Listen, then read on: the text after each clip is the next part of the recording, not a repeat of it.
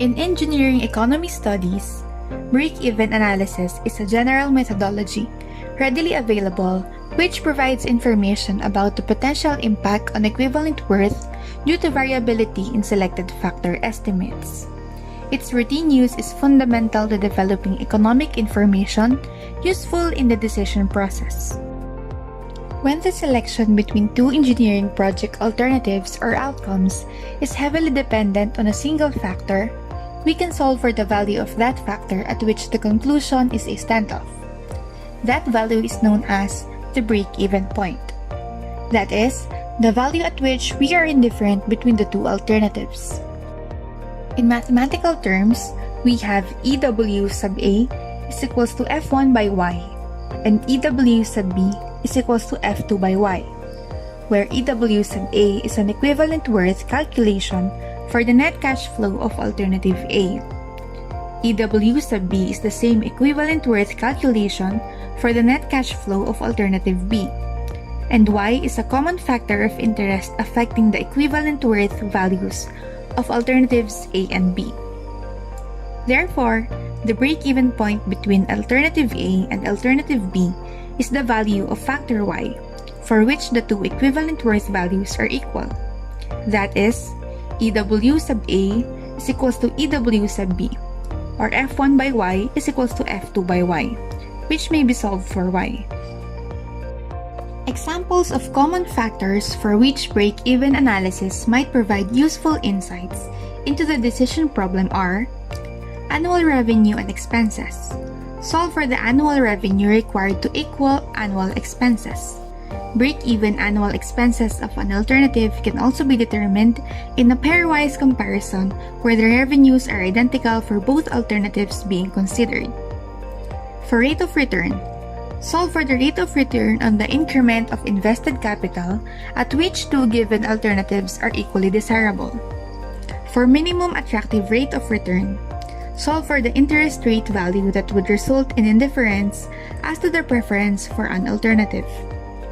For equipment life, solve for the useful life required for an engineering project to be economically justified. Lastly, for capacity utilization, solve for the hours of utilization per year, for example, at which an alternative is justified or at which two alternatives are equally desirable. Let us have an example. A homeowner is considering whether to invest in solar panels. This homeowner has gathered the following information for her town. The average cost for residential energy is $0.124 per kilowatt hour. The government subsidizes 70% of whatever is invested by the household. Each square foot of panel produces 19.13 kilowatts-hour per every year. The cost of installation per square foot of solar panel is $93.91. The house has 350 square feet of roof space. What is the break-even point in years for the installation of solar panels? Assume the homeowner's interest rate is 6% per year.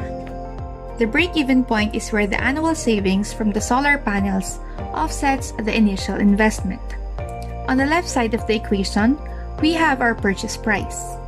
350 square feet of roof space multiplied by a cost of $93.91 per square foot, and with a 70% government subsidy, this will be further multiplied by 0.3. On the right side of the equation, we will solve for the potential energy savings. 350 square feet of roof space multiplied by a cost of $93.91 per square foot per year, multiplied by residential energy of $0.124 per kilowatt hour, and then multiplied by our uniform series common factor of 1 minus 1.06 raised to negative n, with n representing the number of years over 0.06.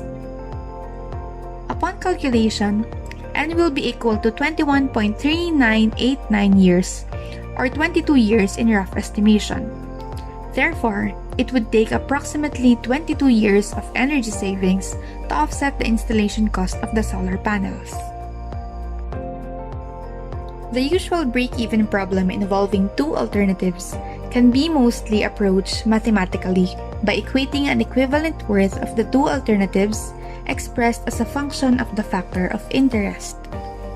Using the same approach for the economic acceptability of an engineering project, we can mathematically equate an equivalent worth of the project to zero as a function of the factor of concern. In break-even studies, project lives may or may not be equal, so care should be taken to determine whether the co-terminated or repeatability assumption best fits the situation. This ends the presentation on break-even analysis. Thank you so much.